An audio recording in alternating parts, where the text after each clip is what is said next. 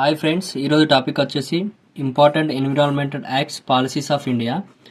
పర్యావరణ చట్టాలు మరియు వాటి పాలసీ చూద్దాము. ఏ సంవత్సరం యాక్ట్ ఇంప్లిమెంట్ చేశారు, ఏ గవర్నమెంట్ చేతిలో ఇంప్లిమెంట్ చేశారు అని చెప్పేసి చూద్దాము. ఒక 5 నిమిషాల వీడియో మాత్రం ఎండ్ వరకు చూడండి, చాలా యూజ్ అవుతుంది. 2 మార్క్స్ మాత్రం పక్కా. SSC GD, railway, SI PC, constable, APPSC, forest department చాలా ఇంపార్టెంట్ క్వశ్చన్స్ వస్తాయి. 2 మార్క్స్ మాత్రం పక్కా.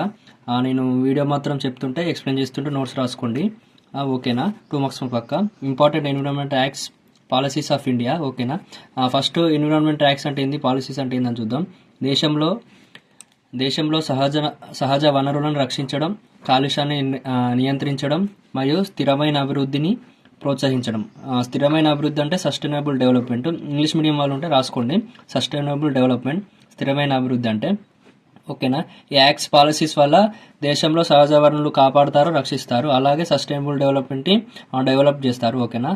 కొన్ని టైప్స్ ఉన్నాయి, అందులో పాలసీస్ కొన్ని యాక్ట్స్ ఉన్నాయి, చూద్దాం ఏంటో, ఓకేనా. వాళ్ళ విధానాలు ఏంటంటే, మొదటిది వచ్చేసి నేషనల్ ఎన్విరాన్మెంట్ పాలసీ. ఇది 2006 సంవత్సరంలో ఇంప్లిమెంట్ చేశారు, ఓకేనా. దీని తెలుగులో జాతీయ పర్యావరణ విధానం అంటారు.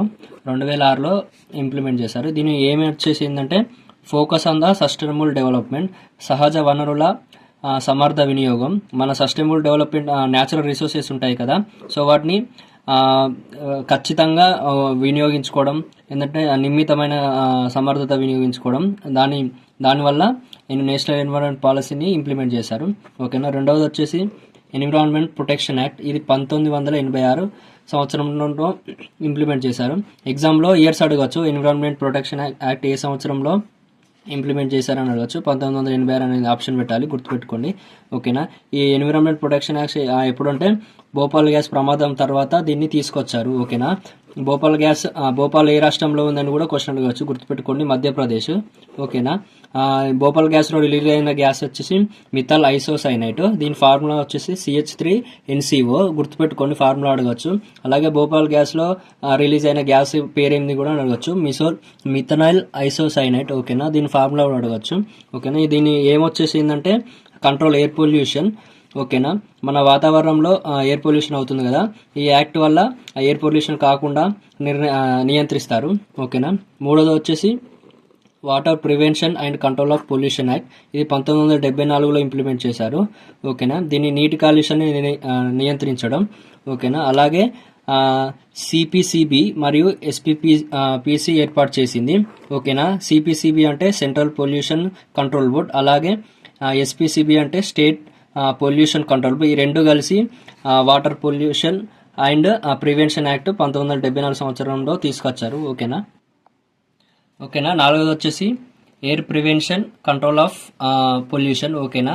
గాలి నియంత్రణ చట్టం. ఇది 1981 సంవత్సరంలో తీసుకొచ్చారు. దీని ఏమొచ్చేసి గాలి కాలుష్యాన్ని తగ్గించడం. మన ఇండియాలో కానీ వరల్డ్లో కానీ ఎయిర్ పొల్యూషన్ చాలా అవుతుంది కదా, సో మన ఇండియాలో మాత్రం ఎయిర్ ప్రివెన్షన్ యాక్ట్ తీసుకొచ్చారు 1981. అలాగే మీ క్వశ్చన్ ఏంటంటే, ఎయిర్ పొల్యూషన్ ఏ ప్రభుత్వం హయాంలో తీసుకొచ్చారు, 1981 ఏ సంవత్సరంలో, ఆ సంవత్సరంలో ఏ పార్టీ రూలింగ్లో ఉందని కూడా క్వశ్చన్ అడిగే ఛాన్స్ ఉంది. తెలిసిన వాళ్ళు కామెంట్ సెక్షన్లో కామెంట్ చేయండి, ఓకేనా. దీని ఏమొచ్చేసి గాలి కాలుష్యాన్ని తగ్గించడం, ఓకేనా. అలాగే set standards on the industries వల్ల ఎయిర్ పొల్యూషన్ అవుతుంది కదా అవుట్పుట్ వల్ల, సో దాన్ని కూడా వాళ్ళకి సెట్ ఆఫ్ స్టాండర్డ్స్ ఇచ్చేసి అవుట్పుట్ జాగ్రత్తగా చేసుకోండి అని చెప్పేసి కొన్ని స్టాండర్డ్స్ పంపిస్తారు, ఓకేనా. ఫిఫ్త్ వచ్చేసి ఫారెస్ట్ పాలసీ. ఇది 1988 సంవత్సరంలో ఇంప్లిమెంట్ చేశారు. దీని ఏమొచ్చేసి అటవీ సంరక్షణ మరియు పర్యావరణ నియంత్రణ, ఓకేనా. ఫారెస్ట్ని కాపాడడం దీని మెయిన్ ఎజెండా, ఓకేనా. వీడియో మాత్రం ఎండ్ వరకు చూడండి, నోట్స్ రాసుకోండి, చాలా యూజ్ అవుతుంది, రివిజన్గా ఉపయోగపడుతుంది. ఫారెస్ట్ పాలసీ 1988 సంవత్సరం తీసుకొచ్చారు. దీని టార్గెట్ ఏంటంటే దేశంలో 33% అటవీ విస్తీర్ణ లక్ష్యంగా పెట్టుకున్నారు, ఓకేనా. 1988కి వెళ్ళి ఇప్పుడు కంటిన్యూ అవుతుంది ఈ ఫారెస్ట్ పాలసీ అనేది.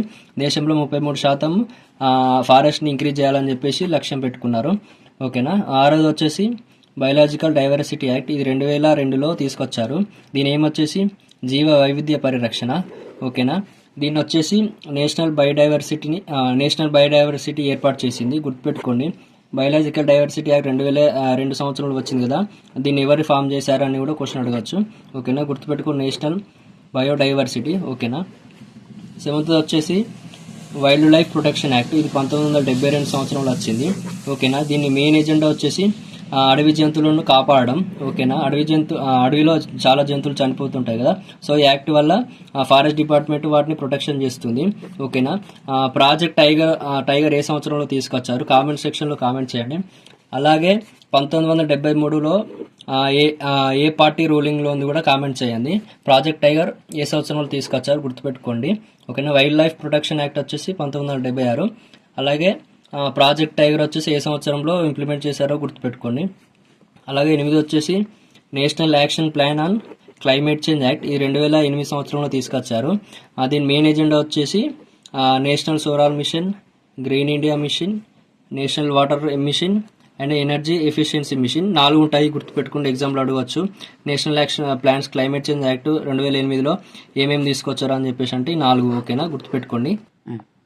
అలాగే 9వ చూద్దాం, స్వచ్ఛ భారత్ మిషన్. ఇది ఆల్మోస్ట్ అందరికీ తెలిసే ఉంటుంది. 2014 మోడీ ప్రభుత్వం వచ్చినాక స్వచ్ఛ భారత్ మిషన్ ఇంప్లిమెంట్ చేశారు. దీని మెయిన్ ఎజెండా వచ్చేసి పరిశుభ్రత మరియు వ్యర్థాల నిర్వహణ. ఓకేనా. వేస్టేజెస్ ఉంటుంది కదా, ఓకేనా, వాటిని నిర్వహణ దాన్ని ఇంప్లిమెంట్ చేసి దాన్ని డిక్రీజ్ చేయడానికి స్వచ్ఛ భారత్ మిషన్ తీసుకొచ్చారు. ఓకేనా. 2014లో స్వచ్ఛ భారత్ మిషన్ ఏ సంవత్సరంలో తీసుకొచ్చారంటే 2014. ఏ మంత్లో స్టార్ట్ చేశారు అనేది కూడా అడుగుతారు, గుర్తుపెట్టుకోండి. తెలిసిన వాళ్ళు కామెంట్ సెక్షన్లో కామెంట్ చేయండి. అలాగే దీని ఇంకో మెయిన్ ఎజెండా వచ్చేసి ఓపెన్ డెఫికేషన్ నిర్మూలన లక్ష్యం. ఓకేనా. ఓపెన్ డెఫికేషన్ అంటే మల విసర్జన, మరుగుదొడ్డి బయట పోతారు కదా, సో దాన్ని ఓపెన్ డెఫికేషన్ అంటారు. దాని నిర్మూలన కోసం స్వచ్ఛ భారత్ మిషన్ 2014లో ఇంప్లిమెంట్ చేశారు. అలాగే పరిశుభ్రత. ఓకేనా. ఈ వీడియో మాత్రం మీకు యూజ్ అవుతుంది అనుకుంటున్నా. ఆ వీడియో మాత్రం మీకు యూజ్ ఇన్ఫర్మేటివ్గా అనిపిస్తే లైక్ చేయండి, షేర్ చేయండి, సబ్స్క్రైబ్ చేయండి. అలాగే థ్యాంక్ యూ ఫర్ వాచింగ్.